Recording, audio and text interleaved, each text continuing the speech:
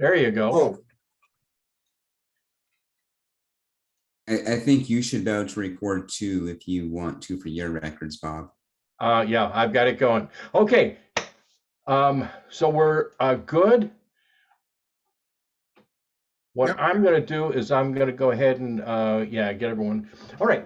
Here's what's going on tonight.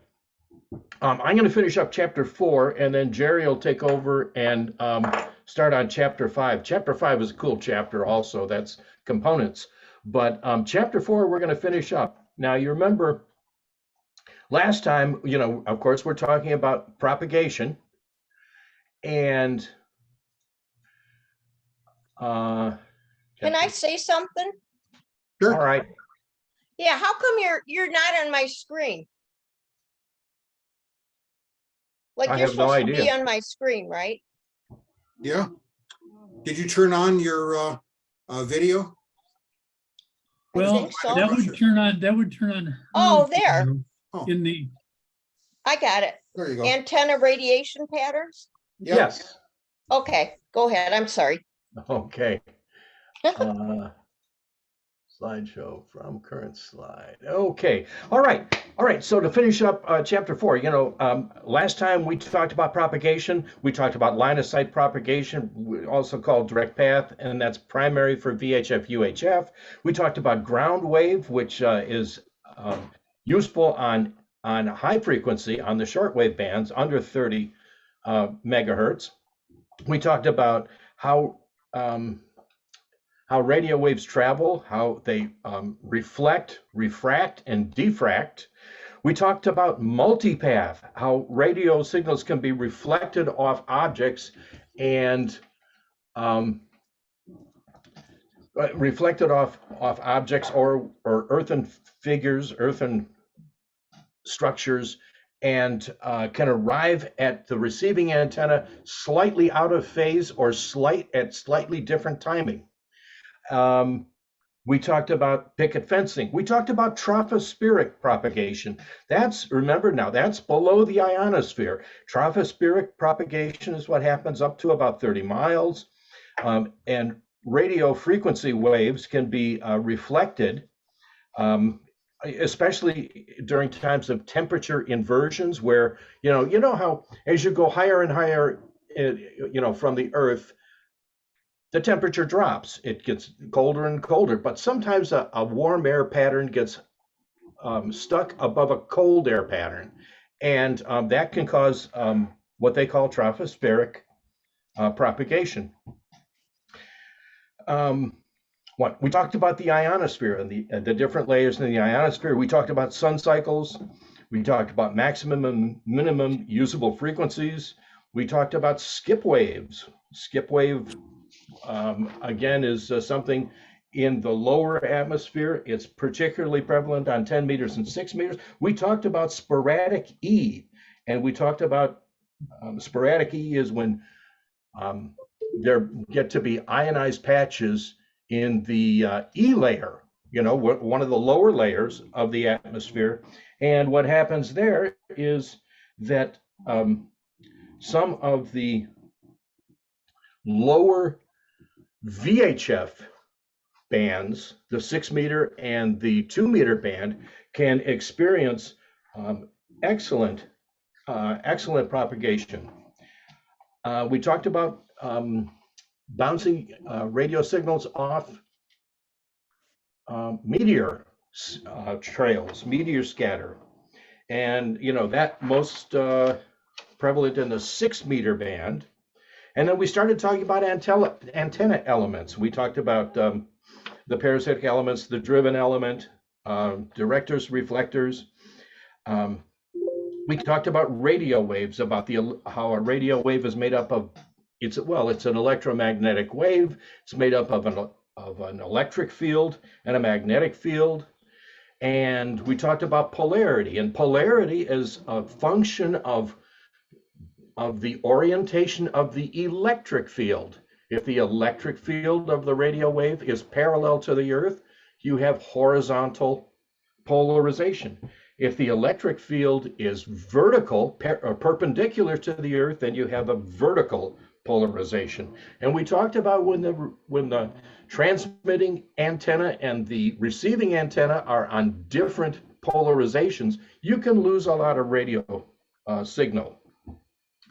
Now, we also talked about on HF, on high frequency, below 30 megahertz, when signals are bounced off the ionosphere, what happens is it doesn't matter whether you're vertically polarized or horizontally polarized, because you bounce it off the atmosphere and your signal turns into an elliptically polarized radio wave, and that can be received by an antenna, whether that antenna is horizontally or vertically polarized. We talked a little bit about decibels, and you remember that I told you 3 numbers to remember about decibels: 3, -6, and 10. Okay. And then we talked about gain. Remember? And the concept of gain was just that if you have a directional antenna and all of your radio signal is going in a very narrow pattern, it goes further than if you have simply an omnidirectional antenna, which is sending your radio waves out in all directions equally. Okay, now we get to the concept, again, talking about radiation patterns. We're talking about where the radio waves go. What I'm showing you here, and this was from your book, and this is what they call an azimuthal pattern. And what this is you're looking at the radio wave. Well, you're looking at the propagation pattern of a radio wave as seen from on top. So if you're looking down on it, this is what it looks like. Okay, so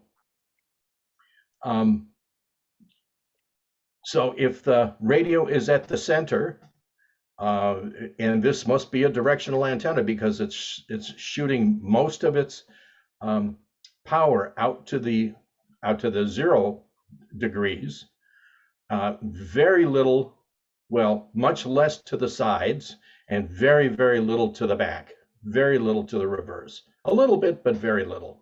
Excuse me, Bob, I have a quick question, please.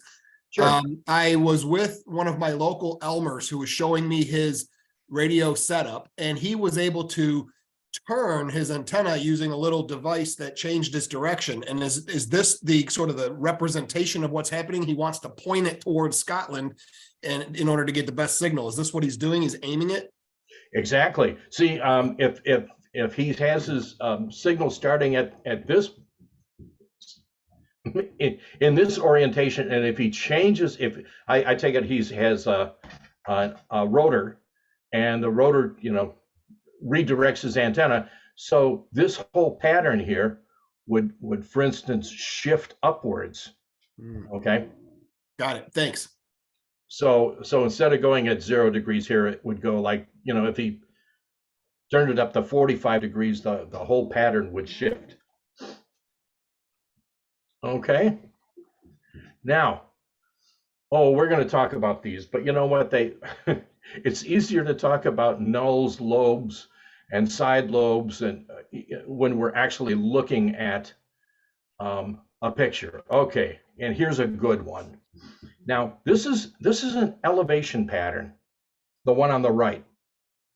And what I want to show you here is that you see the main lobes on this, the takeoff lobes, are to the side, and the main lobes get the largest amount of signal strength. Now, there are some places where there's very little or none. That's a null, okay, where the antenna simply doesn't shoot that way. And then in this case, what you see up here at the 90-degree level, that's a side lobe, because it's not the primary direction. The primary direction this guy's trying to shoot is over to the sides. So this would be like from a dipole antenna. Bob, how Okay. can you tell that from that diagram that the main lobes is on the left and right versus at 0 dB at 90, if you will, that you have marked as a side lobe? I guess, how can you tell the main lobe from the side lobe? I guess that's where I'm confused. Well, the easiest way is that the main lobe gets more energy. Okay. How can you tell that looking at these two pictures? Oh,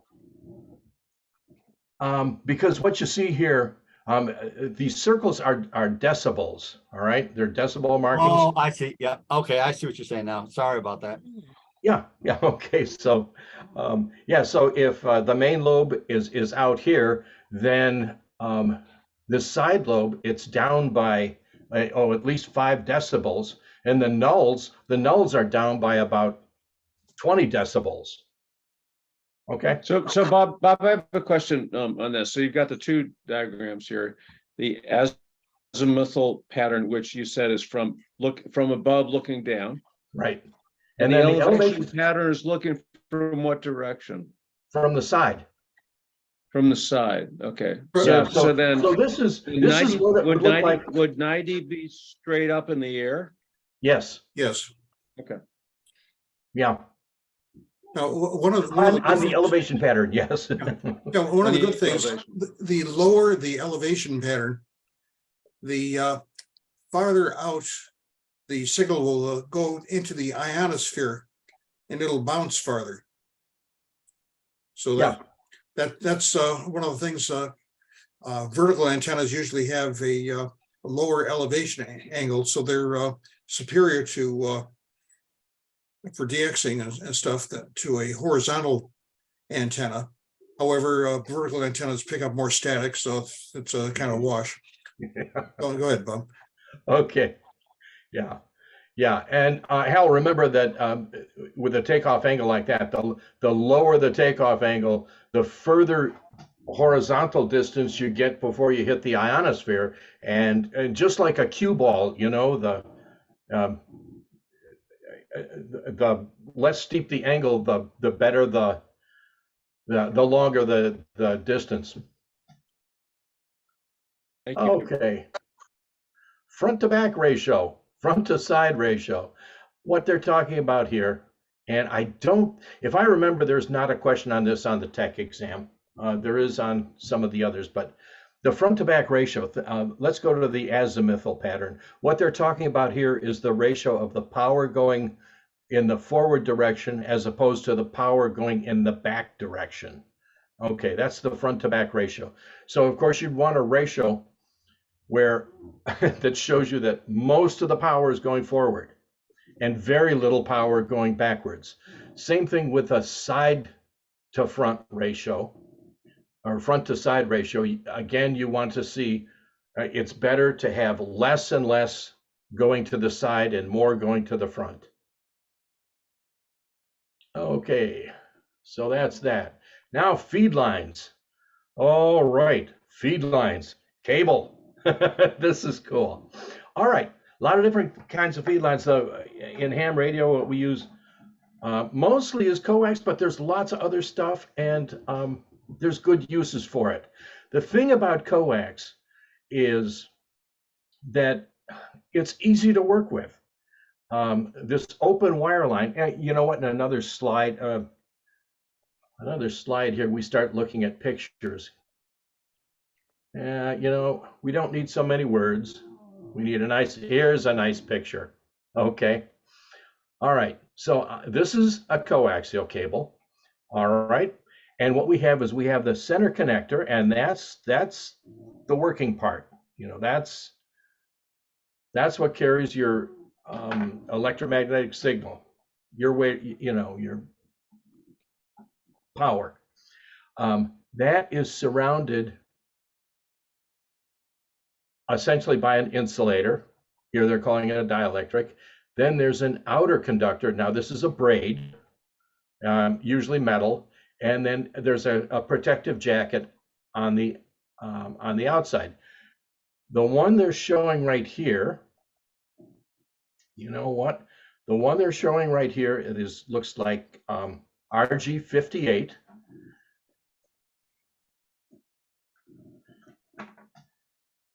in life, RG58 looks like this. It's nice. It's easy to work with. Look how flexible that is. So if you've got to run it, out through your window and curve it around, that's great. The other thing about this is that since it's got this braid, it's like an insulate. It's another conductor. What it does is it protects it shields the actual conductor. Okay, so you can run this along metal rain gutters and whatnot. Very, very useful. This RG58. It's not so good when you get to higher frequencies. A little better is this. This is a little thicker. Yet, let me do this. This one's a little. Have I got that right? No. RG8 or RG213. This one here. Now this one is an RG8. So this is RG58 because they ask about that sometimes. This is RG58. This is a thicker one, and this is RG8X. And it's not quite as flexible, but it's still pretty darn good. This is used a lot all the way up to 2 meters. So it's very good for, what happened? What the hell? Viewing June's screen. Why are we viewing June's screen? June, you might have clicked share screen. You came off of my screen and then it said June again, and then I was off the screen. There it is. But Okay. I'm not, what you're talking about is not on my screen. There's a big June in the middle. I can't see any pictures. Okay. Once you stop sharing and put it back on, So in the top right, June, of your screen of Zoom, there might be a thing that says view. You want to click Okay. on view and go to either speaker or gallery. Gallery lets you see as they call it, the Brady Bunch view. You get to see all the participants. Oh, okay. Yeah. Or And then speaker. what now? Speaker just puts it on me. Or the person Oh. speaking. Okay. Okay, so where are we? Okay, so where were we? Okay, so this was RG50. This was RG8X, and you see also very flexible, easy to work with. This is something called LMR 400. Now, look how thick that is. Now, this is not very flexible at all. At all. You need a long length of this to even get it to bend a little bit. So, but it's, look at the difference between the conductor, this one versus this one. Okay. Hey, Bob, quick question about those coax lines. Are they essentially interchangeable if you're using it as a feed line to your antenna, or do they have different impedance? I mean, do you have to think about the gauge or the size of this when putting together a setup based on their properties, or are they interchangeable? They're not interchangeable. If you're down below 30 megahertz, the 10-meter band or one of the longer wavelengths, the lower frequencies, you have a lot more choice. But when you start getting up into VHF, then the losses increase as the frequency increases, and you have to go with a little larger gauge wire. So, and when you get all the way up into the UHF frequencies, that's when you'd want to use, something like the LMR 400. The RG8X, which is easy to use. It's pretty good. It's pretty good up to 2 meters. So, but this RG58, you wouldn't want to take that up above 30 megahertz. Got it. Yeah. Thank you. Bob, there is a little kicker And I kind of laugh because we see it.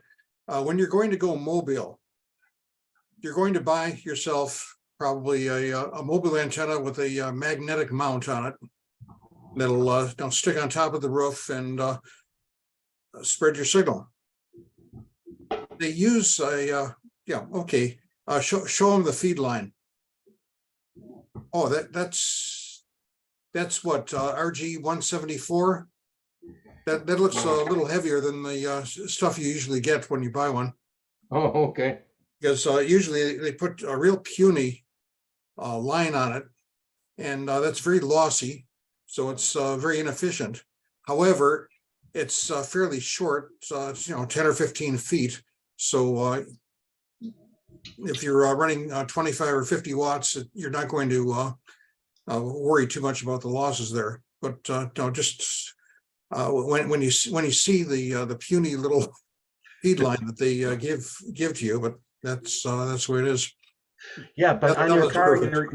you're only gonna be running a few feet. Whereas when you're setting something up in your house, you may have to go, 50 feet or even longer. And then losses, especially in the higher frequencies, they mount up. Got it. Thanks, Dave. Okay. Back to, where am I? Okay, so, air insulated hardline. That LMR 400 I have, it is not air insulated, but it is sometimes referred to as hardline. So, the thing about the hardline, it's great for carrying your signal, but it's hard to work with because you can't bend it very much. Okay, open wire line. Oh, coaxial cable. These are mostly 50 ohms. Mostly 50 ohms. When you get to these open wire lines, these are characteristically 300 or 450 ohms. So, you've got some Okay, you don't see you've got some work to 300 do to hook it up to your 50 ohm transceiver. Okay, Bob, I can speak a little bit about the open wire line because I use it. Okay, go ahead. Lower frequency work. First of all, the 300 ohm twin lead is pretty rare nowadays. It was very popular back in the 50s, 60s. The 450 ohm window line is pretty popular and very available. And the nice thing about it is that you don't have to worry very much about mismatches and losses on that line. If you were using coaxial cable, the coax would heat up and cause you grief. That's why people use the 450 ohm window line. Like I use a dipole antenna that I'm operating on different bands. And I don't know if we're going to talk about SWR very much, but the mismatch is terrible on some of the bands. So I have to depend on my antenna tuner to make the transceiver happy. But it does radiate pretty well, and I've very much jumped the pound on 40 meters and 80 meters, talking to stations in Europe, especially in South America, using this and not worrying about the losses that coaxial cable would give me. I'll go ahead. Go ahead, Okay. Yeah, now you've got to match the impedances, so like Jerry said, he uses an antenna tuner. An antenna tuner, it doesn't actually tune the antenna, but what it does is it matches the impedance, from your antenna setup to your rig. Okay, now we go with standing wave ratio. Okay, about one other thing as far as the 50 and 75 ohm, actually a dipole antenna, the actual impedance of a dipole antenna is 72 ohms. And so there's going to be a slight mismatch if you're putting 50 ohm coax on there. One thing you might find at swaps, or if you see say a Comcast or AT&T truck around, the coaxial cable that cable uses is actually 72 ohms. So if you can get a swath of that, and it's a pretty good quality. If the repairman has some stuff left over on a spool and you happen to have a case of beer someplace, you might be able to get some very high quality coax. It's a small diameter, but it is pretty efficient. So anyway, that's a little tip. Okay. All right. Now, what happens when you end up with a mismatch? And this is kind of interesting. What happens is some of the power that you're sending out to your antenna is reflected back to your transceiver. This is not good. This is not good at all. It's caused by a mismatch in impedances. And if the reflected power gets too high, modern ham equipment is built in such a way that it starts decreasing your power. So, if you normally have, 50 watts you're sending out and your standing wave ratio is bad, you have a lot of reflected power. What happens is you no longer have 50 watts going out. Your transceiver will cut it down to, I don't know, 30 or 25 or less. Okay. Okay, high SWR, more reflection, more loss of power. Yes. All right, a perfect standing wave ratio is 1:1. You're not always going to get that often. You'll never get it. You'll never. Okay. Oh, Jerry, I didn't want to discourage him. Oh no, it's like that. What do they call it in mathematics? An asymptotic line. It gets closer and closer to zero, but it'll never get there. Okay. All right. 2:1 is normal. A 2:1 is fine. When it gets much above 3:1, you got some problems. Okay. And it can be adjusted in a number of ways. And one is if you've got a dipole antenna, you could start, goofing around with the length of the antenna. Shortening or lengthening it. But then there's, like Jerry was talking about, impedance matching equipment, a tuner, an automatic tuner, and that can solve a multitude of sins. Okay. The SWR meter, as a matter of fact, here's one right here. That is an SWR meter. And let me see if I turn this light down so you don't get quite so much there. Okay, that's an SWR meter. It's also, by the way, a directional watt meter. There's a couple of questions that may show up, and I want to point a couple things out on this. Okay. First off, if you're going to get one, if you're going to buy an SWR meter, there's two things you need to look at. Now on here, can you read? It's funny, when I get it close enough, it blocks me. So up here, here, you read this switch up here? This is choosing between 5 watts, 20 watts, or 200 watts. And you adjust that to as close to what you're sending out as possible. Now, if you're one of those people that has a linear power amplifier and you can put out 500 watts or 1,000 watts, this is not going to do it for you. This will not handle that kind of power. So the one thing you want to look at in a SWR meter is the power range that it will handle. The second thing you need to look at, and you look at down here, is this. On my screen, 200. Yeah, it's in focus now. Okay. All right. This one is good for 1.8 megahertz up to 200 megahertz. Okay, now remember the 2-meter band is 145 megahertz roughly. So this is good up through the 2-meter band, and the 1.8 megahertz, that's like the 80-meter band. So this is good for a long time. But if you're going up to UHF, this won't do it because the range will not go up to 420 megahertz. Okay, so SWR meter, 2 things to remember. What power can it handle? What wattage? And the second thing, what range of frequencies can it handle? Okay, Bob, if you set that thing to 5 watts and put 100 watts through it, I speak from experience, it will sizzle for about 5 minutes, and then you can use it for a doorstop.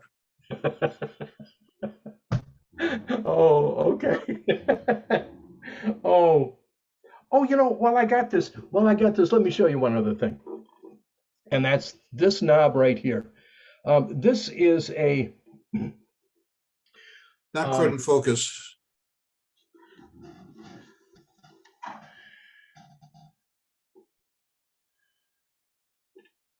Needs glasses. No, you better tell us what it is. okay. Well, I've got this set to give me on this top graph, on this top chart up here, the top standing wave ratio. So, it's going to tell me, if I'm at 2 to 1, 3 to 1, it'll tell me if I'm at 5 to 1. Okay, but this is also a directional watt meter. If I can turn the knob and it will measure forward power. It'll measure the power I'm sending out to the antenna, and it measures that on this lower on this lower range, and it measures it in watts. Okay, so I can read what I'm sending out to my antenna, but then I can also flip the switch to reverse, and this will tell me how much is coming back into my set from the power I'm trying to send to the antenna. It will tell me how much is being sent back because of a mismatch. Okay, so and there are some units that do only that kind of thing. It's called directional watt meters, and there actually is a question on your test. There can be, I should say, and that's why I took the time to go over that. Okay. So I've got a question. So I love this stuff. It's fantastic. Is the SWR meter something that we're going to need to use on a regular basis, or is this like a one-time thing to set everything up? Well, let me tell you, there's 2 things. First off, yes, you'll use it on a regular basis. However, many units, many transceivers have one built in. If you're going to go with antique equipment, then you'll need one all the time. If you go with more modern equipment, and modern, I mean in the last, Jerry, what, 25 years or something? Yeah. Yeah, so. Actually, 40 years. SWR meters have been built in rigs for 40 years. Well, my TS 440 had one. That's 1980s. Okay, so almost certainly the rig you're going to buy is going to have an SWR meter in it, and yes, you will use it. Yeah. Okay. Well, here's the deal. When you're going into VHF, UHF, the antenna is going to be give you a fairly good range all the way across, say between 144 and 148 megahertz, which is the 2-meter band. You'll have an antenna that's going to work just fine all the way across there with an SWR of less than 2 to 1, which is acceptable to most radios. They won't give you any problems. If you go on to the lower frequencies, you're going to find that the antennas are not quite as broad. For instance, when you get your general class license and start working on, say, 3.8 to 3.8 to 4 megahertz, you're going to find that the SWR you might have to adjust the antenna tuner, and that's and a lot of antenna tuners have SWR meters in them, so you can do exactly that, to adjust them. Or if you just want to, if you just want to spend the extra money and get an automatic one, then that's it. But it's handy to have one on the lower frequencies. With the higher frequencies, I think if you set it and forget it, you'll probably be okay. Okay. All right. And the SWR meter, you place that, well, it's between the transceiver and the antenna. If you're using an antenna tuner, you place it between the transceiver and the antenna tuner. Oh, and here it talks about, you adjust the antenna to maximize reflective power,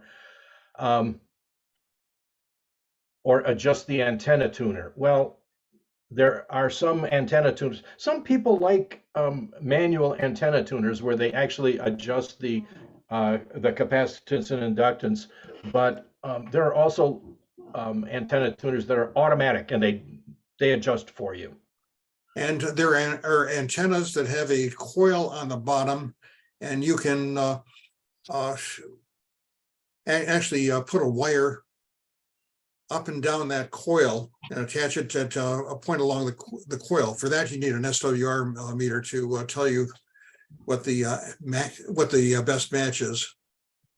But it's beyond your pay grade at this point. Okay. Let's talk. I'm going to talk about 90 seconds about dummy loads. If you're doing testing of your equipment but you don't want to send out a signal, there's something called a dummy load, which takes the place of a antenna. They come in all shapes and sizes, some very sophisticated and some not. This is a dummy load. It's a 5-gallon paint can, essentially. It's filled with oil, and it's got a big resistor down there. And so what happens is you just hook this up to your antenna. No. You hook this up to your transceiver. You hook it up to your transceiver, and then you go ahead and you can hit the push to talk key, and take your measurements that you needed. But instead of your signal going to an antenna, it's going to go here, and the power is going to be in there. It's going to be dissipated in the form of heat rather than in radio wave. And like I say, this is filled with oil, and between the oil and the resistor, that takes care of it. Right. The oil's not good for French fries. No. Okay. And you know what? And that's about all I got to say about dummy loads. And that's the end of that one. Now, we just have a couple more.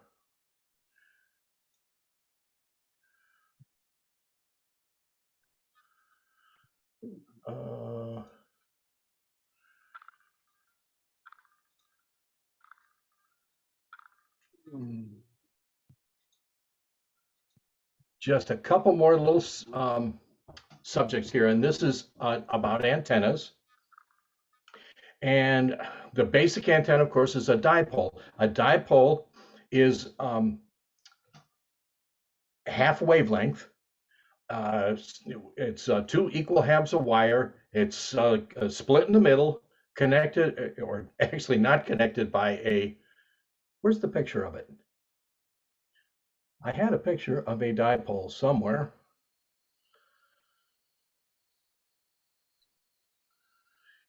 Anyhow, You know, there's an insulator in the middle with wires going out on each side. Now, with a dipole, you know, these long wire antennas, the radiation pattern is off the sides of the wire. It's off the sides. It's not off the ends. Very little goes off the ends. Here you can see in this lower elevation pattern, it looks like, actually it looks like a bagel. That's what the that's what your signal goes out looking like. Okay.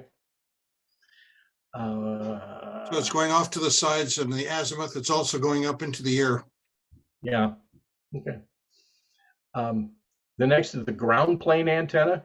A ground plane antenna is a length of vertical wire, and then there are radials or metal of some kind, a metal ground plate that acts as the other half of the antenna. Now, The other half of the dipole. the other half of the dipole, yeah. So Bob, quick question on that. For the mobile antennas that you might put on a vehicle, the kind with the magnet on the bottom, does like your car roof become the second half of that antenna? I mean, in other words, is the thing you stick the antenna to important to getting maximum gain? Yeah. yes, yes, yeah. It's magnetic because it has to stick to metal. If you have a Corvette that's fiberglass, it's not going to work. So if you use that antenna on your wood picnic table, it's going to be less effective. Is that accurate? Yes, that's correct. Got it. Thanks. Yeah, that's correct. In fact, you know, and if you have something like that and you're out on a picnic, don't put it on the wood picnic table. Put it on the metal cookie sheet. You know. Actually, I have a folded piece of a very heavy tin foil or aluminum foil that I have in my mobile kit. And if I have to, well, if I do demonstrations and stuff like that, I'll spread that out on a wooden table and put the antenna on that, and that's the ground plane. So it doesn't have to be iron and to be magnetically attached. It has to be metal and reflective to act as It the has other to half be of the dipole. magnetic. Got it. All right. Doesn't have to be magnetic. Oh, by the way, can you show them the mobile antenna again? See that little coil in the middle? Yeah, that's what makes it shorter, right? It's the same half Right. wavelength or whatever. Well, We're talking about a resonant trap. right. And Oh. okay, the wire itself creates enough capacitance to make it a tuned circuit, a coil and capacitor. And what happens when you're operating on 2 meters, the coil doesn't is not recognized. It doesn't function as a trap. So you use the full length of the antenna. Now, if you're operating on 440, the trap is going to go into effect, and you're just going to use, you want to point, yeah, just that length. The resonance circuit will keep the signal from going up to the top. So that's how you get 2 bands out of one antenna. Interesting. Yeah, just real quick, while we're talking about that, the mobile antennas, a lot of people, including me, my first base station was a mobile. It was a Kenwood mobile radio, T710A. It, I had the mobile, the mag mount antenna in my room. I had a steel pie plate that I got for 89 cents from the dollar store, on the shelf as high as I could get it in my room. And that allowed me great signal for the year that I used it before I got my next radio. Was it like this, Mike? That's very close. Yep. And so the reason I was asking about the antenna thing is because I got this stuff from my father-in-law, and I've been attempting to just listen, obviously not transmit, And I'm really having trouble getting anything, but I'm using that magnetic antenna on a wooden table and I'm Yeah, not just- doing very much. So that's probably, other than Yeah, being you can inside my even go- house. You can even go to like your, Home Depot or place like that, and they sell, 12 by 12 inch, steel plates. Okay, but I can use a cookie And sheet, that's what right? somebody from Or Warren something like Surt did. They just got that steel plate and put it on a, they put it on a shelf in their room and put that antenna right on there and gave them everything they needed. Cool, thank In you. fact, when I was first a ham and all I had was a handheld, I was having trouble getting into the repeater, and I was talking to one of the guys in the club, and he told me, "Oh, well, you know what you should do to improve, your transmit." He told me he suggested the lid to a pan, and just hold your handheld right on that, on the lid to a pan, a metal lid to a pan, and transmit that way. And by goodness, it worked. It improved things quite a bit. So Okay, I don't know if you talked about the 5/8 waves mobile antenna or not. go for it. Okay, why don't you pin on me if you can? I'll tell you what, let me get, I'm going to Either that, I think you can use speaker view, and you go ahead and talk, and it should make you. speaker view. Okay, I'm also going to get rid of the virtual background so this thing will show you, and plus my messy room. Okay, this came with my transceiver. This actually operates on 6 meters, 2 meters and 440. So there's a big loading coil in here for 6 meters. Otherwise, the antenna's very inefficient rubber ducky with just a trap in here and coil of wire. It's a lot shorter than it should be for 2 meters. Anyway, a vertical antenna radiates in a sort of global pattern, a spherical pattern. So it radiates in all directions. This is called a 5/8 wave. It's a dual bander, but it's also a bit longer. And the 5/8 wave actually has a little gain because it takes that sphere and pushes it down. So it becomes sort of a donut or bagel and spreads extra power out in the direction you want it to go. So this is a very nice thing to have. You can get these off market.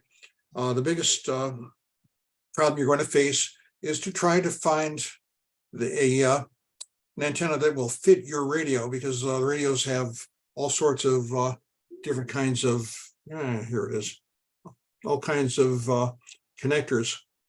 So you have to match that. And the other problem with this is that you can poke your eye out with it, as little Ralphie found out. So that's something else to think about. All right, that's that for that, I guess. Okay, Bob, anything else you got? Let's see. That's the ground plane. We pretty much covered that. The quarter wave. The rubber ducky, we've covered that. Oh, dipole. Here's the picture of the dipole construction. I don't know why they put it so far back, but anyhow, yeah, you see there's a center insulator, and then the wire actually goes out on each direction. Okay. They have this nice little formula for figuring the length of the antenna you need, which is start with 490 over the frequency in megahertz. That makes it longer. Yeah, it makes it a little longer. Okay, ground plane construction. Okay, 234 over the frequency in megahertz, which is going to give you the length in feet of the antenna. Ground plane construction, 5/8 wave. Jerry's already covered this. 5/8 wavelength focuses more signal toward the horizon. At HF, vertical size is, well, obviously, the size of the antenna is related to the length of the radio wave. And so, when we're talking about 2 meters, the radio wave is only, about 6'6" long, but 40 meters, well, that's more than 120 feet. So, okay, we talked about beam antennas. That's the Yagi. I actually showed you a Yagi last time. And the same quad is another type of directional antenna.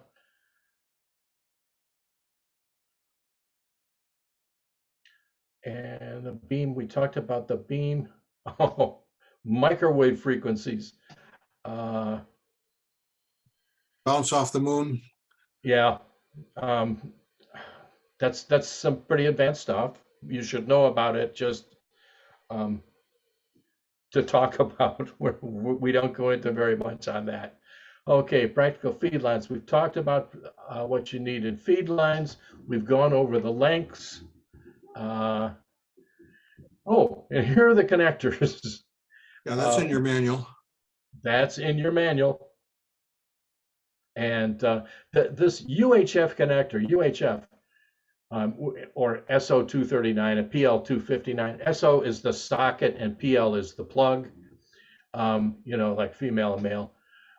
They call it UHF. For what reason, I don't know, because it's really used on HF and VHF. Well, some of that stuff was considered very, very high when they started the standard during World War II. Yeah. Okay. And installing.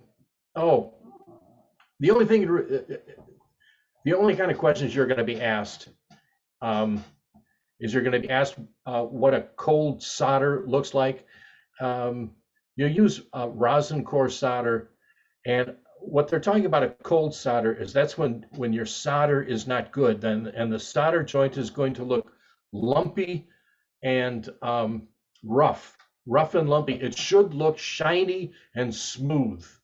Okay, so a cold solder is going to look rough and lumpy, and it does not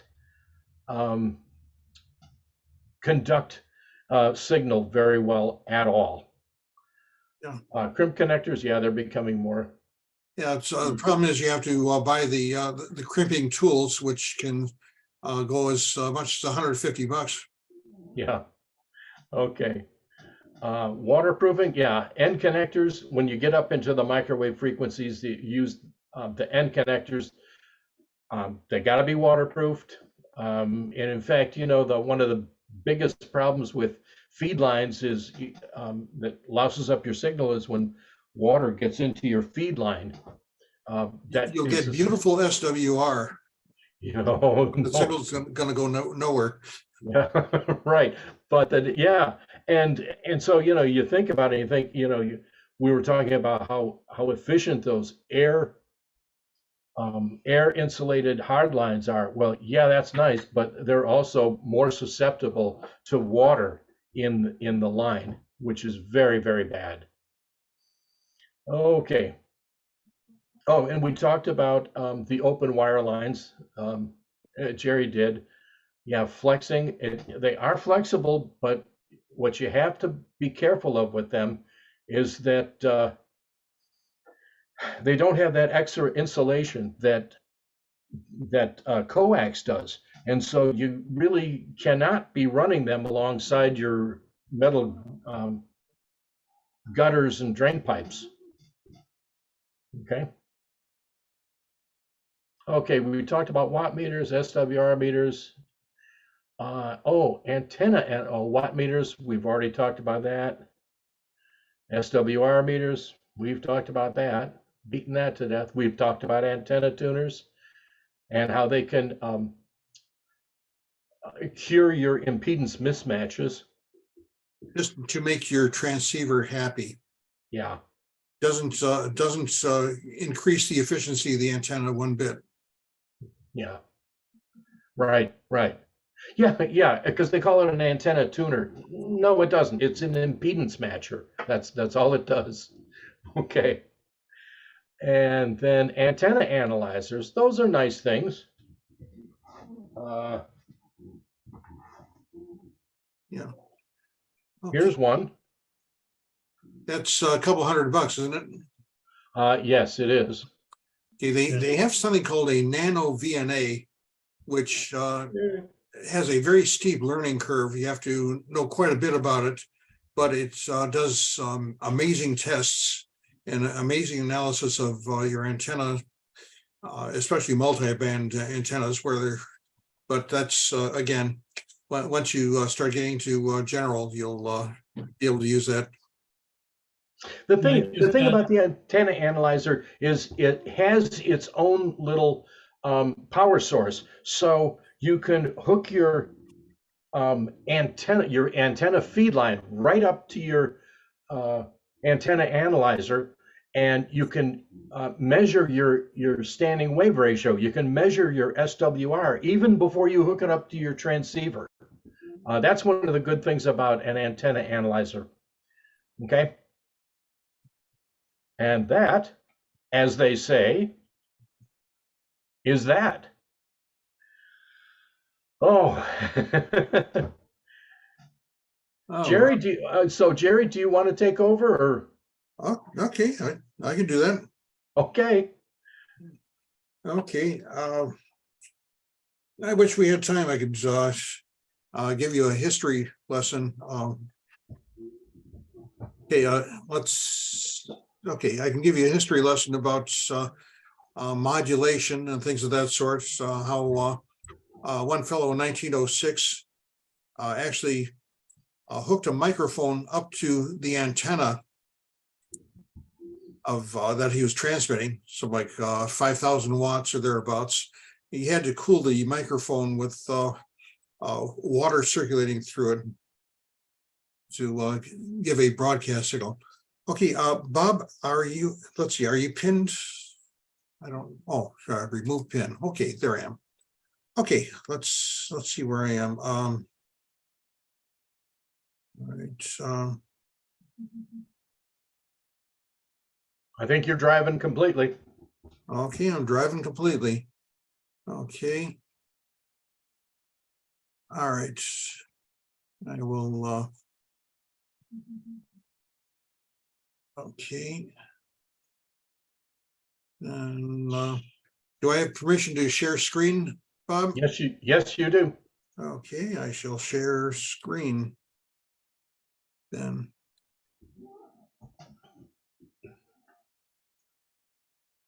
Okay.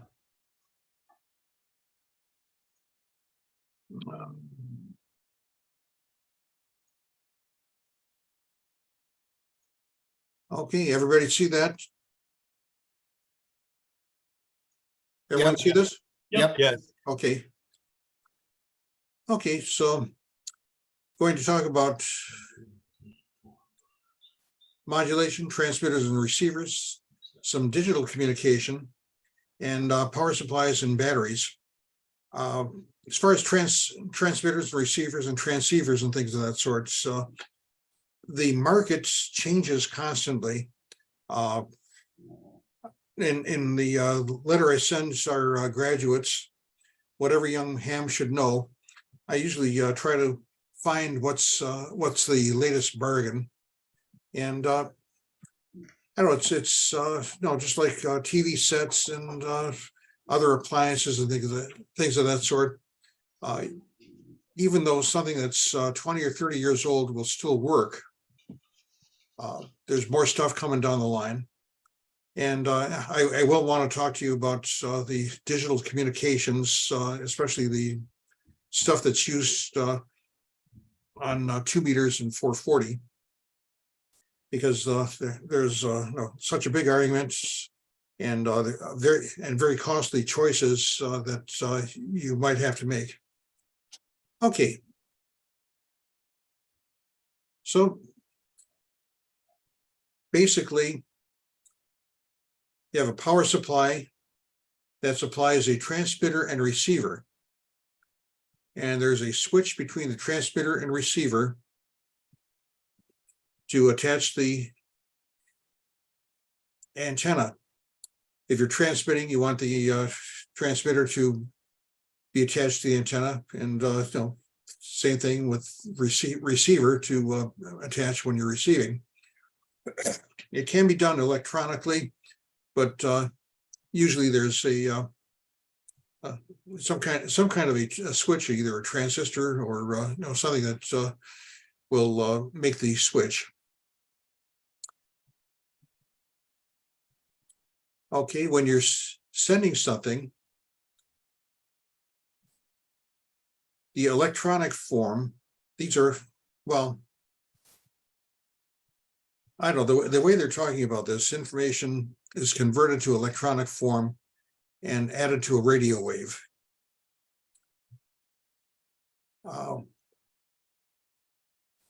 As I said, this fellow is actually connecting his microphone to the antenna to add his voice to the radio wave.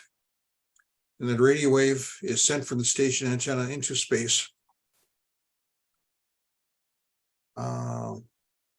Okay. The radio wave is intercepted by the receiver, receiving a station's antenna, and it becomes a flow of electrons, which the receiving equipment can translate back to what you're listening to, what you want to listen to. All right. There are so many different ways now. But again, here's mile wide and inch deep as far as what you have to know about it.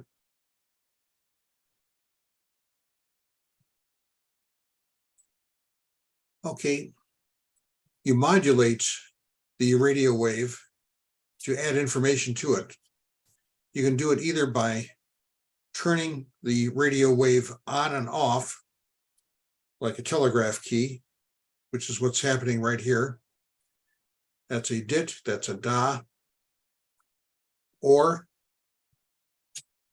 you can, in this case, you're adding modulation, you're adding your voice or music or whatever to a radio wave, and you're making the radio wave become stronger or weaker according to the information that you're giving.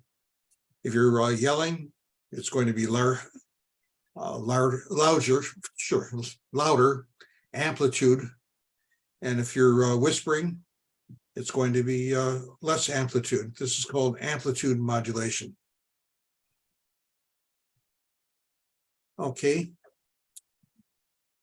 You can modulate the frequency. Oh, wait, well, let's continue on this. I think we talked about this a little before. How many people remember this? Nobody. Remember what? Remember this diagram? Remember the sidebands? Yeah, I remember it because we talked about in the highest frequencies, upper sideband was used more often for single sideband communication, right? Right.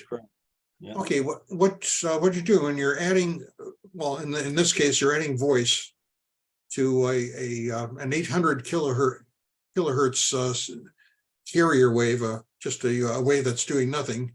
If you're adding voice, you have two sidebands. You're giving the same information on either side of the carrier signal. So by filtering out the carrier electronically and filtering out one of the sidebands, you can put all of the power into one sideband or the other. And the upper sideband is used in frequencies above 7 megahertz, and the lower sideband is used for frequencies lower than 7 megahertz. well, 7 megahertz, well, the 40 meter band is also a lower sideband. So if you have an HF transceiver, so usually programmed to do just that, although sometimes you can override it. Government stations and aircraft all use upper sideband for everything. Okay.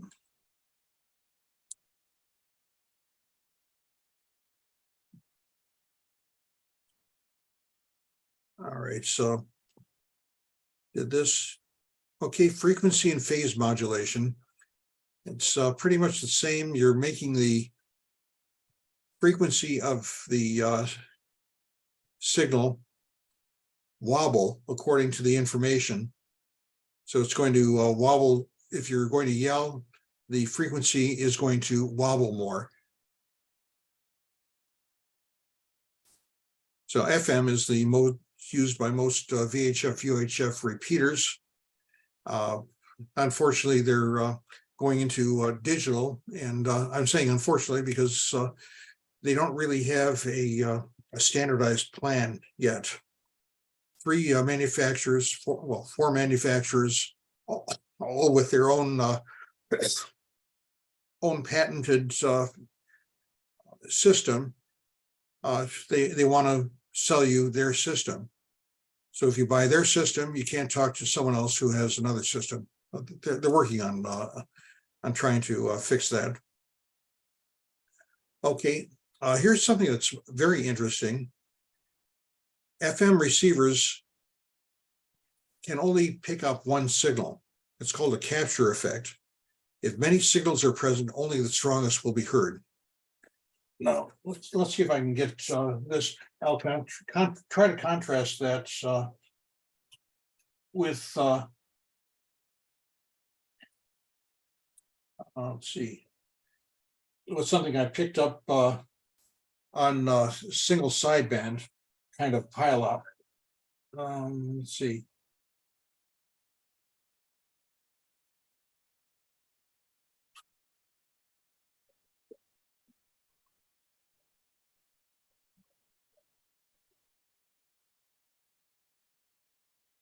Yeah, that's a whole bunch of stations who are trying to call a very rare foreign station. That's called a pileup. They have the same kind of thing with using CW, Morse code, where a whole bunch of signals are trying to compete with each other. But you don't have that because the strongest signal that the receiver will pick up will be captured, and you won't hear the rest. Jerry? Yes. If you go back to that slide, here's a small confusion that I've had both in reading and taking some practice test. Yes. When would you use phase modulation versus frequency modulation? I know you said that most of them use frequency modulation, but there was one test that I took and I don't remember exactly how it was worded, and the answer was phase, and I don't understand. I thought everything was frequency. So how would you discriminate in a question between the two? Actually, that's a tough one because the frequency and the phase have the same effect on the transmitted signal. So when you're receiving a phase modulated signal, it's going through the same process that's the receiver is going through the same process that it would if it's receiving a frequency modulated signal. It's just, I don't know if I think they mentioned phase for some reason. I just can't figure out why though. Well, let me get back to you on that. See if I can find a Let's move on. Sorry to slow you down. No, it's fine. Okay, I'll put a bookmark in that.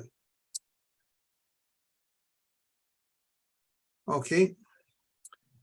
It might be helpful to look at the specific question when we get deeper into that.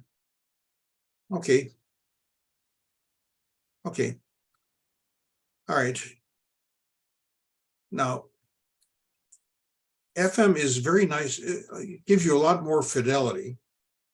It sounds better. But it's not as efficient as sideband or with CW. So there are sections of each of the bands of the VHF and UHF bands, like 50.0 to 50.1 and 144.0 to 144.1, where it's set aside for sideband, weak signal, it's called weak signal, sideband, and CW. And you also find that the antennas that you use are going to be horizontally polarized rather than vertically polarized.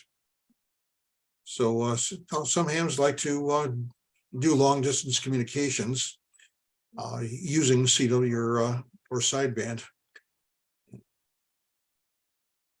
Actually, there are some guys who operate at the 10 gigahertz frequency range, which do exactly that. They'll try to go as high as they can, and I think they've gone a few hundred miles. Of course, the higher you go, the best. Okay. As I say, narrow CW signals are easiest for a human operator to send and receive in noisy or fading conditions.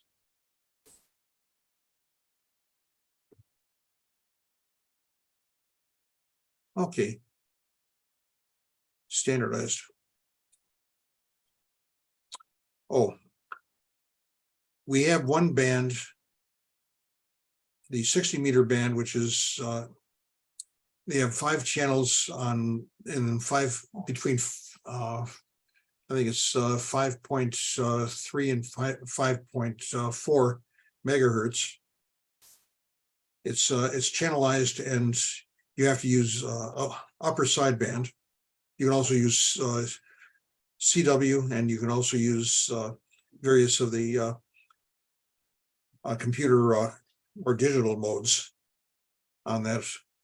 But anyway, well, they're saying below 10 megahertz lower sideband, above 10 megahertz upper sideband. On the 10 megahertz band, you cannot use lower sideband or upper sideband. You can only use CW or digital. Okay.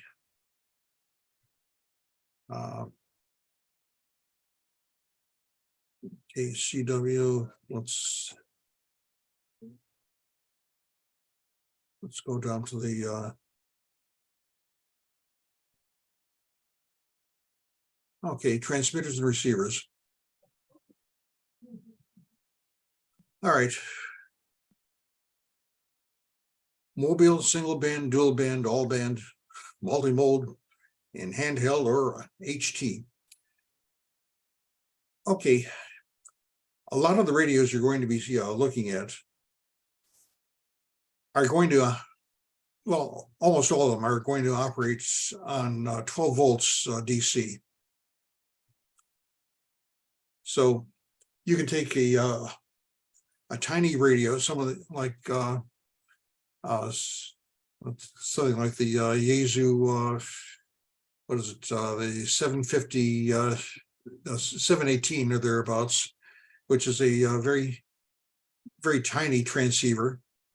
And you can either put it on a battery that you carry around with you, attach it to your car, or buy a power supply for it and operate it at home. So that's no big deal.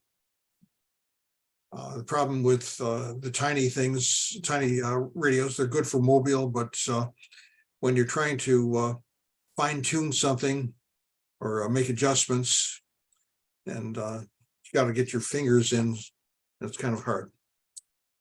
All right, single band mobile. You're going to find a lot of radios. Tell you what, let's I'm going to stop sharing for a second, and Let's-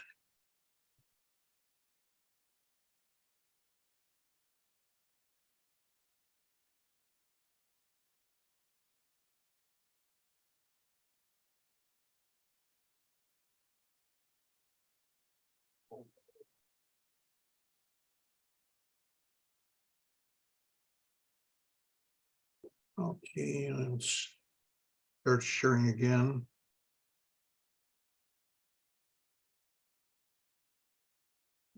Okay.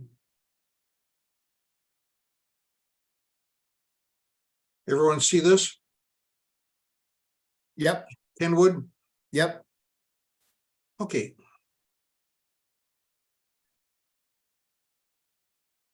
All right. Here's a whole bunch of, okay. Here is a single band mobile antenna, mobile radio in stock. This is a little more powerful than most. It's 80 watts. Usually they're up to around 50 watts or thereabouts.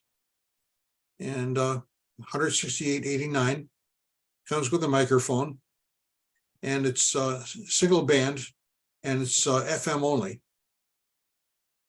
and it's analog FM. Now you can see it's 80 watts, but you can reduce it all the way down to 5 watts. Where would you do that? And anyone know why we would just want it for 5 watts? Are technicians limited to 5 watts in certain spectrums? Nope. 250 watts on the higher frequency on the HF bands. Is it because you want to use the minimum amount of power to effectively communicate and that you have the ability to go lower? Yes, that's one reason. Second reason is that well, I guess that's beyond the technician pay grade, but you can desensitize the repeater. It won't be able to receive as efficiently if it's being blasted by a high power local transceiver. Okay. Now, this has all the bells and whistles. You can see the microphone, which can allow you to program things in. If a repeater is set up, you can even make telephone calls through it, or use it if it has an Echolink computer set up. You can put a code in that will put you into a repeater almost anywhere in the world. For instance, if you can punch 2000 in there, it'll dump you into London, England. So a lot of good things with this. It's okay, let's get rid of the pop-up.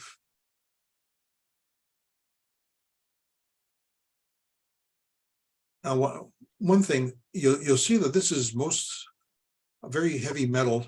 It's mostly to radiate a lot of heat. And some of these radios do get pretty hot after you use them for a while. Okay. And let's see, anything else? No, we'll get to some of the other properties afterwards. Okay, I'm going to get out of this one and see if we can. Okay.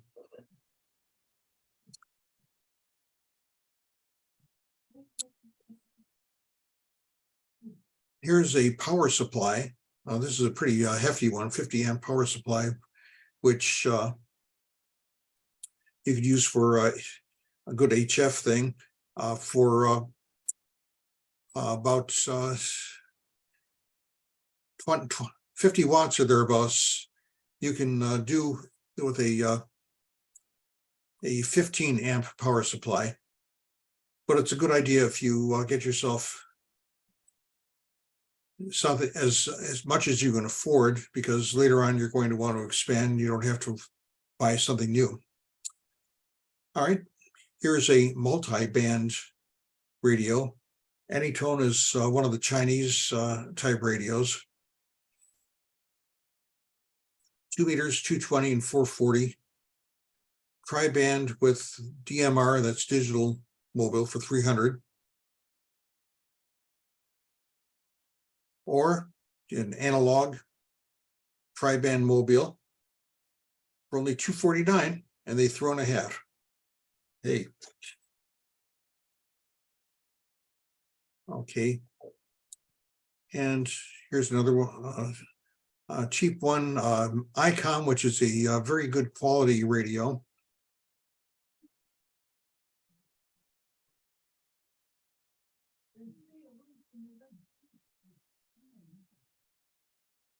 Okay, come on. Oh, here. Come on. Oh. Not sure where it went.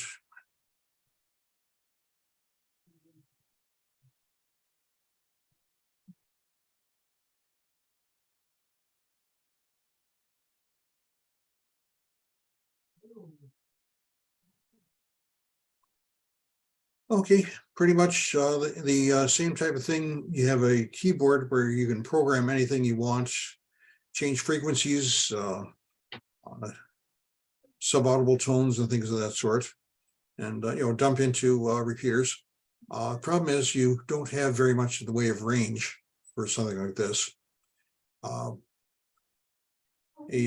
good handheld, probably 5 to 8 or 9 watts thereabouts. So you might get say up to 3 miles direct, one handheld to another handheld, and you're not going to be very loud into the repeater, and that you'll be a lot of static mixed into the radio signal.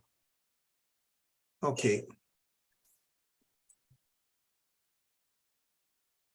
Okay.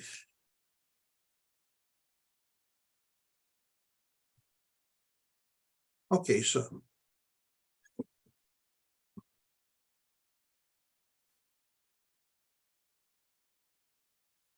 okay, anything else? Oh, I'm sorry, I'm in the wrong place.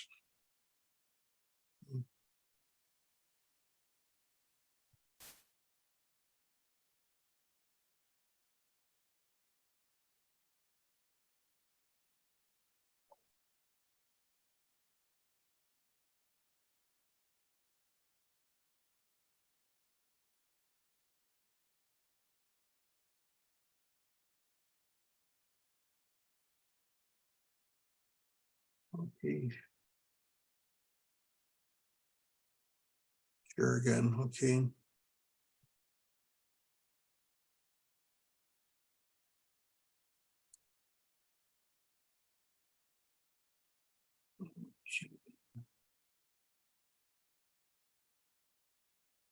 All right, dual band mobile is, or tri-band mobile. In our area, in the Detroit area, 6 meters has moderate activity. 222 megahertz or 1.25 meters is fairly inactive. But 2 meters and 70 centimeters are the very active bands. So if you're on a budget, these are the 2 bands to look for.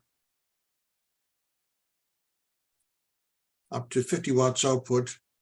Usually 2 meters will have full output, and the higher frequencies might have a little less. A multi-mode transceiver. That's let's get back to that other here.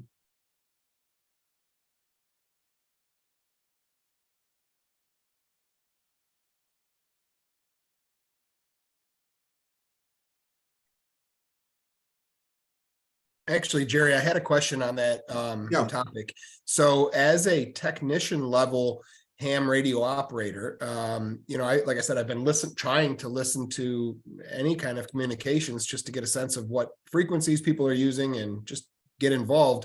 And Yes. I've been really struggling to get anything. And maybe it's because my antennas are not set up properly and don't have the reflector and whatnot. But for a technician class licensee, what is your advice in terms of just getting, connected with other people? Is it to connect to your closest repeater, or to scan frequencies within the bands you're authorized to communicate on? Oh, okay. Dirty little secret number one. A lot of the repeaters are not very active. Oh, where are you located? Lake Orion, Oxford. Okay, Oxford, Lake Orion. Okay. First of all, I would start listening to some of the repeaters that are wide ranging. Try 146.76. And Bob, what's the General Motors tower? You know what frequency that operates on? No, I don't. I don't get into the GM repeater. Oh, Jerry, I use ours a lot. I use, of course, 146.64, 146.640. yeah. And there's quite a bit of traffic on the Hazel Park repeater. Because Yeah. I often listen to that through my workday while I'm at home. Right. Okay. Thank you. So thank you. So those are some that you can listen to on a regular basis. As Jerry, could you repeat those two numbers again? I'm sorry, I missed it when I was writing it down. okay, 146.76, 146.76, okay. and I'll find the G mark and put that on. The GM's repeater Yes, is GM. 145.210. 145.21. 210, yep. Okay, thank you. Yeah, thanks. Okay, and that's what every young ham should know. I do have a link which gives you a map of your state. You can select the map of your state and browse around and see what's available. There are several references that you can get into that will find you some of the repeaters in the area. Great. I've had Gary, really plug our good- repeater. Plug our repeater Well, okay, 146.64, friendliest repeater in town. too. That's, I've had a lot of luck finding repeaters on repeaterbook.com, I believe it is. yeah, repeaterbook.com will do it. The one I'm thinking of is it's called levinecentral.com, and it has a whole bunch of stuff, including grid squares and things of that sort. Okay, You're not sending us on secret missions to find non-existent stuff, are you? I don't think so. With grid squares? Oh, grids, no, grid squares, that's totally different, different thing. They're called Maidenhead squares. Maidenhead, England, I guess, started it. And it's a designation like we're in the EN Echo November 82 area. And I'm at EN 82JL. It's probably around a 5 mile square grid, and most of the software that I use will take that grid square and translate it into where to point my antenna. In the Army, we would send our new guys to supply to get a box of grid squares because there Oh. was no such thing as a box of grid It's like the squares. bacon stretcher. Yeah, and right next to the left-handed monkey wrenches. Yes. Right, right. And the parachute lights for night drops. Or blinker fluid. If we were doing vehicle maintenance, we'd have them check the blinker fluid on all the vehicles. Yeah, but anyway, you're going to find there's all sorts of contests that are going to ask about grid squares and things of that sort. It's a handy thing to do. But anyway, as I say, it has an actual map with just about every repeater in the area, and some of them are active, some are not quite. But that's up to you.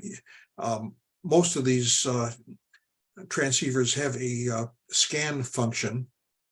So if you have 142 repeaters programmed in, you can hit the button and it'll go through. And if somebody's talking on one of those channels, it'll stop and give you a second or two to punch another button so you can listen in.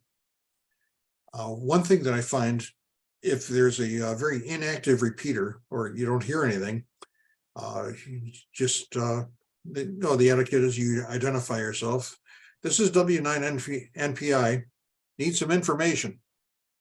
And usually that gets people coming out of the woodwork. Okay. Okay, these are two transceivers that are built for HF. One of them, it looks like a lot of controls and stuff like that, little push buttons and stuff like that. And you can see the screen. It just gives you a readout and possibly strength, signal strength. This one has probably a chart of the band and let you know if there's anyone listening on the band. That's a very nice little addition that's fairly new. One of the nice things about say Bob's transceiver, which is what the Yaesu FT991A, is that it has HF 6 meters, 2 meters, and 70 centimeters.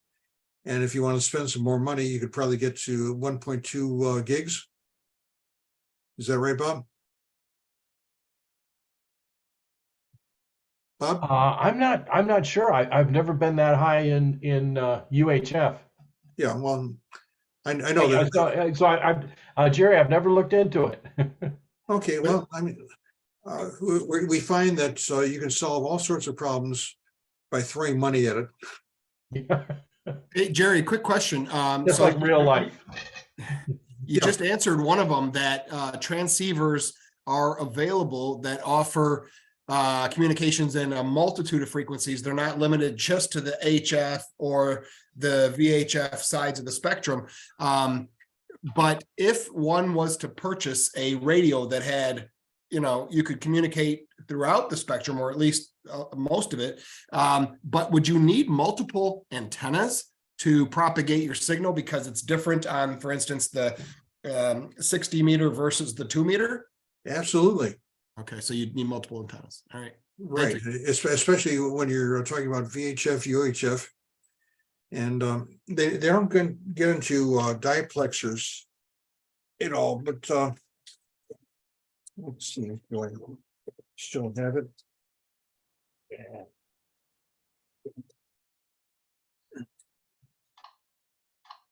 Problem is, I've been in the hobby so long, I have so much junk that it's kind of hard to keep track of it.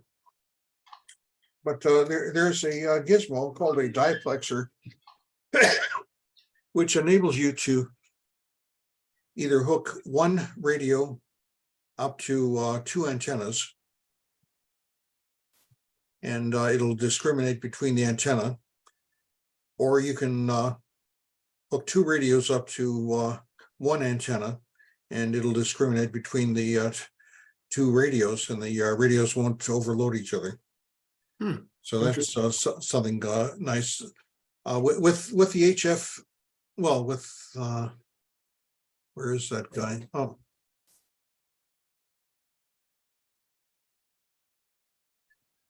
Okay, with something like this, it might have 2 antenna outputs. So you'd attach that to the diplexer. And well, no, you would have to have a separate antenna. The antenna lengths are so different. If you're operating on 20 meters, you're using a 32-foot long antenna. If you're operating on 2 meters, you're using if you're using a beam, you're using a 36-inch dipole. So it's quite a big difference. And the SWR would be too high. You wouldn't be able to use the same antenna for it. That's why the SWR. So if I had, for instance, a wire antenna, I think it's a dipole, or I don't know if it's a dipole, but a wire antenna that was suitable for use on 20 meter, let's say. But now I want to communicate on 2 meter. It's the standing wave ratio is going to make it less efficient. So, I mean, to communicate using that antenna, is that correct? Absolutely. Okay, got it. Thank you. Absolutely. Okay. Okay. Rolling frequency and modes. Okay. All right. This you've already gotten pretty much.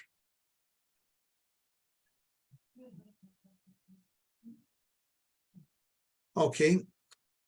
Now the radios we've talked about so far are FM only, and they're supposedly non-digital.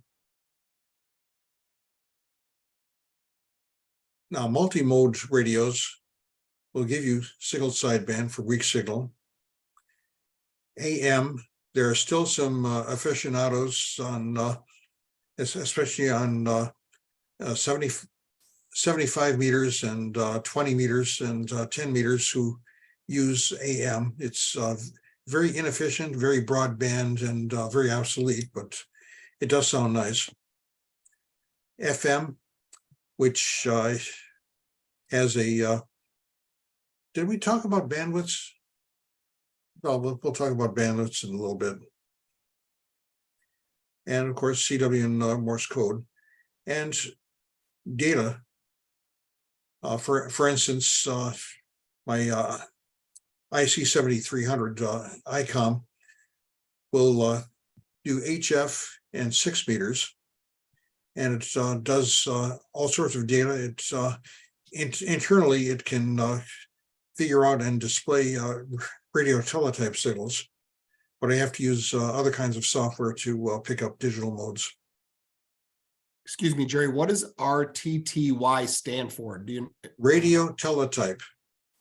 Oh, okay, thank you. I don't know if you've, well, back in the olden days, they had a machine, it was a typewriter, and all the newspapers had them. If you see old movies about newspapers, these would be the long distance. Someone would type at a distant area, and the typewriter at the destination would type up a sheet of paper. And of course, hams being very enterprising, when radio teletype machines started coming into the Army surplus market, we bought them and converted them into ham use. When weather fax machines started coming through, especially ones that were reading weather satellites, then we enterprisingly did that. All sorts of stuff like that. Okay. Original email. TTY is still used for hearing impaired. Right. Yeah, that's why I thought I recognized that. Yeah. Okay, Yeah, teletype. so it's voice to text is. Yeah. Okay. Yeah. Okay. Microphone gain. Gain means increasing the output of a signal. So sometimes if you have too much gain, if you yell too loud for, especially with an FM transceiver, you're going to cause the signal to wobble too much, and the receiving stations are going to have a heck of a time listening to your signal. If your power supply is low, you're going to cause problems to the receiver. Okay.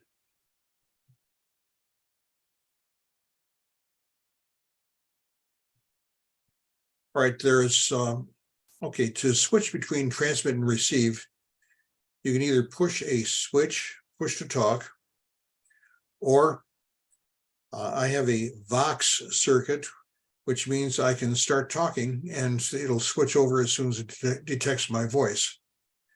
When that mode first came out, you'd hear a lot of people going, hello, CQ, hello, hello, to make sure that it's switched over. There are a couple of circuits in the Vox that keep the radio receiver. Now, if you're listening, you don't want the loudspeaker to trigger your transmitter. So there's an anti-Vox circuit and so on and so forth. Okay, telegraph key to turn the transmitter on and off. If you take a look at QST magazine or go to one of the radio stores, you're going to find some very beautiful machined keys and things of that sort. For $30 or $40, you can go to eBay and get an Army surplus J38 key, which does a great job. And that's World War II surplus. Okay, radios also come with an automatic electronic keyer circuit. You have to get some paddles to make the dots and dashes, or dits and dots. Okay. Bob just showed one. Oh, okay. All right. My J38. Yes. That's great. Okay. Okay. Why shouldn't you? Now, this is something I've been on 20 meters, and there are some foreign stations that insist on transmitting at 14.005. Or no, 14.00005. That's half kilohertz inside the band. Why is that a bad idea? Because your radio may not be tuned exactly right, and you could be actually outside that band, or your frequency could drift, or it could. I remember having the manual tuning radios as a kid for like FM stereos. Yes. And you could pick up the station like right outside the station's call number, because the frequency would bleed out into the edges as well. Exactly. And the signal is actually 150 hertz wide, so it could be outside. Part of it could be outside. If you're using single sideband, what are we talking about? A 3 kilohertz wide signal, and that's terrific. But if you're drifting off outside the band, then you're in bad shape. Okay. All right, so Bob talked about dummy loads. What would cause your FM transmission audio to be distorted on voice peaks? Speaking too loudly? Yelling, yes, yes. Speaking too close. Yeah. And people will tell you, excessive microphone gain on sideband transmission, you're going to splatter. Would a recipient say QSM or not? That's not right. They wouldn't use that. It's not very Okay. very used. They I would see. just say you're overmodulating, little man, or something like that, or you're splattering. And, some guys, what is that old, British tradition? You can have anyone, of any country understand English if you yell it loud enough. Doesn't work that way. Yeah, let me just throw something out there about those Q codes. There are some amateur radio operators that use Q codes quite frequently. Yeah. Me personally, I never use them. I hate them. Because if you don't know what the code means, then you don't know what they're talking about. And ham radio is supposed to be codeless. It's supposed to be plain English. So that's just me and my soapbox. You can use Q codes if you want. There's nothing illegal against it. But most hams, from my experience, at least in the Metro Detroit area, don't use them. That's great to know, Mike. Thank you, because my father-in-law, the one who gave me all this equipment, also signed me up for the ARRL membership. I get this magazine. It's called QST. And the first thing I did, I had to look up. I'm like, what is QST? Yeah. Which Is is there any- artificial. Is there any Q? But I code have never, test that? I've never learned any of them, Okay. and I operate just fine. Okay. Good to know. Thank you. Well, I was talking to Brad a while ago. I was in Army Mars when I was in my teens, and they didn't have us use Q codes. They had us use Z codes. Like, let's see, ZRA. This is so and so. That type of thing. And the Q codes go all the way back. I found a chart of them, and one of them has said, shall I turn on the light on my tower to guide you in, or shine my light on the clouds, or have you picked up any victims yet? Things like that. There's a time and place for that kind of stuff, and it's not now.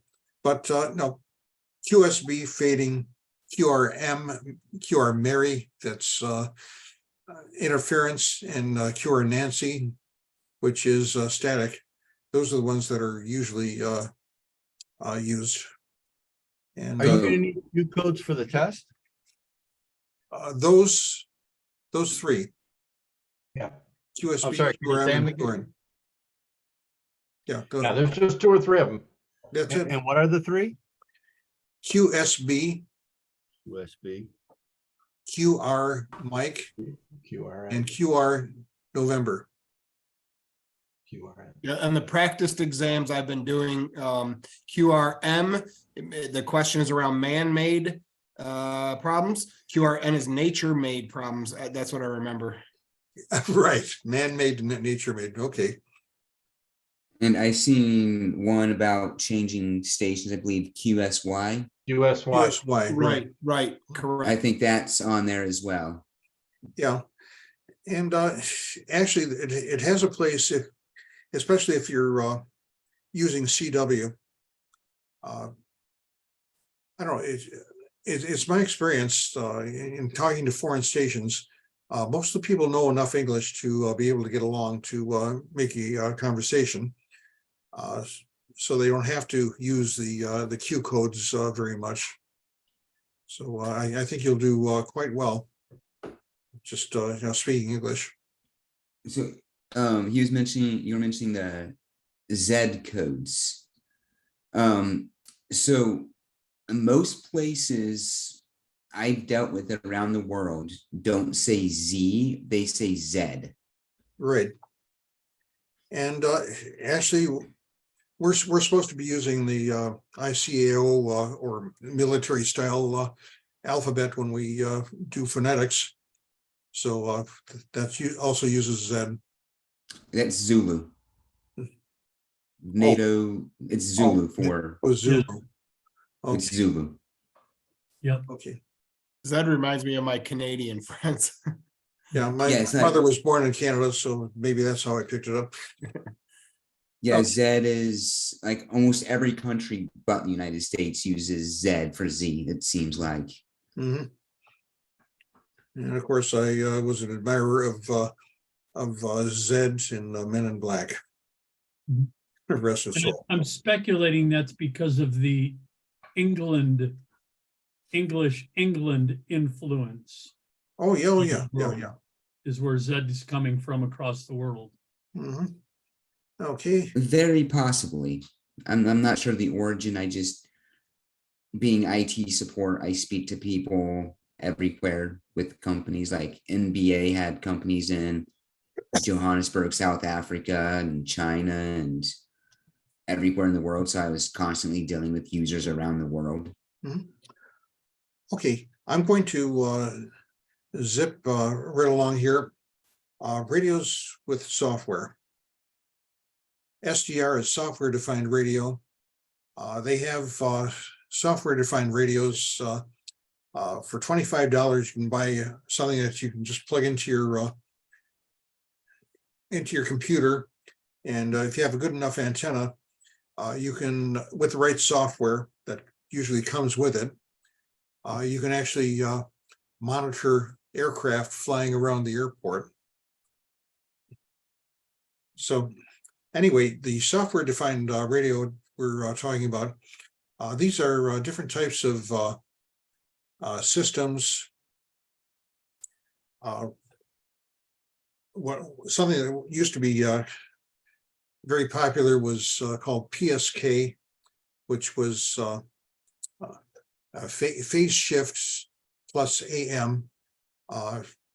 If you tune to a lot of frequencies, 0.074, like 3.574, 7.074, 14.074, you'll find a lot of signals.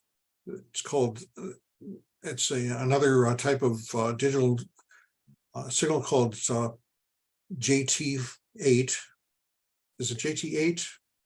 Okay, anyway, we had he's still around, Joe Taylor, who is a ham and Nobel Prize winner, came up with all of these types of digitizing of signals.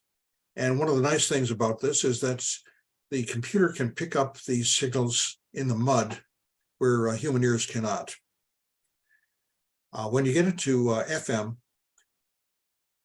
a VHF, UHF, the digital frequency, digital is usually in the time domain. In other words, they split up a signal that is going at a certain time, very, very time dependent, and you get a portion of the time for your signal, and someone else gets a portion of the time within the same second for their signal. And that's what the software does.